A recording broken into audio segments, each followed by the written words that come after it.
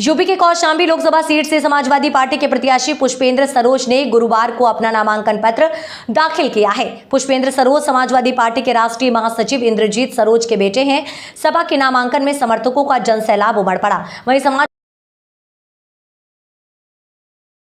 Party के राष्ट्रीय महासचिव इंद्रजीत सरोज ने भी कौशाम्बी लोकसभा सीट से समाजवादी पार्टी के प्रत्याशी के रूप में नामांकन किया। अब इस सीट पर पिता और पुत्र दोनों एक साथ समाजवादी पार्टी के प्रत्याशी हो गए हैं। हालांकि सपा के राष्ट्रीय महासचिव इंद्रजीत सरोज ने कहा कि यदि पुष्पेंद्र सरोज का पर्चा खारिज हो जाएगा तब वह चुनाव लड़ेंगे, अन्यथा अपना पर्चा वापस ले लेंगे। चिलचिलाती धूप में सपा समर्थकों की भीड़ देखकर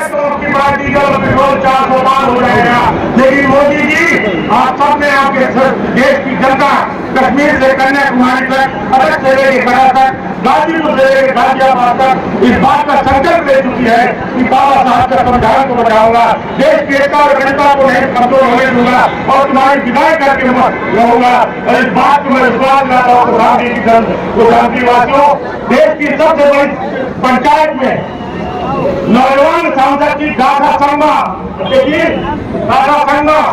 और उसका रिकॉर्ड को होने जा रहा हमारा पुष्पेंद्र सरोज जो शिक्षित है, नौजवान है, योग्य है, जो आपकी समस्याओं को समाधान करने के लिए देश की सबसे बड़ी पंचायत में आवाज उठाने की कोशिश करेंगे।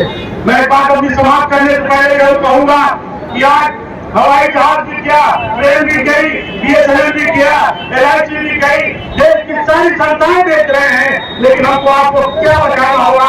अखिलेश यादव और राहुल गांधी जी के नेतृत्व में, माननीय अखिलेश यादव जी और राहुल गांधी के नेतृत्व में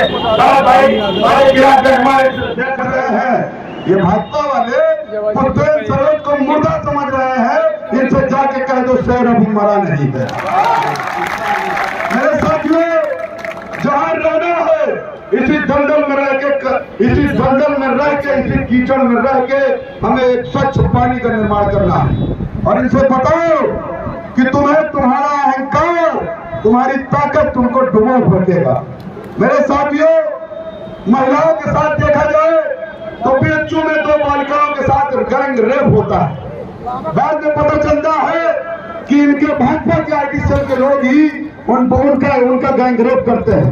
तो मैं सरकार से पूछना चाहता हूं कि बताओ, सरकार के जिम्मेदार लोग उन IT सेल वालों के घर के ऊपर बुलडोजर चला कि नहीं चला? आप लोग बताओ। ये भाजपा की हकीकत है, इसको हमको आपको समझना पड़ेगा। ये धर्म, जाति, मंदिर, मस्जिद के नाम पे हमको आपको बांटते हैं। अब हमें आपको अपने वोट के अधिकार से, अपनी ताकत से इनको बताना पड़ेगा। लास्ट में अपनी बात को मैं खत्म करना चाहूंगा छोटे से के साथ कि दरिया अब तेरी खैर नहीं, कि दरिया अब तेरी खैर नहीं, इन बूंदों ने बगावत करनी है और बुद्धिल न समझ आता इनको, इन गर्दन ने बगावत करनी है। हम परवाने हैं, मरने का हमको खौफ नहीं, ये तलवार तुझे झुकना होगा इन गर्दन।